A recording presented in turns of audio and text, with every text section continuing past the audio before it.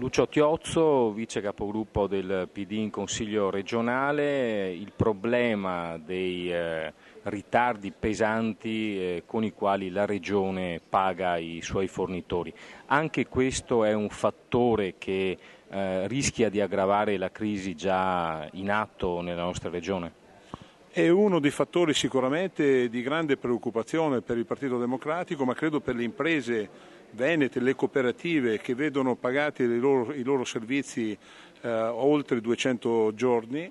Questo aggrava la situazione finanziaria delle imprese che sono già in difficoltà. Ricordo che noi ci siamo impegnati per chiedere maggiori risorse finanziarie per sostenere le piccole e medie imprese della nostra Regione. Se poi la Regione diventa protagonista in negativo su questo fronte, è evidente che la situazione si aggrava e soprattutto vengono messi in pericolo da una parte i posti di lavoro e la capacità anche delle imprese di stare sul mercato sempre più complicato.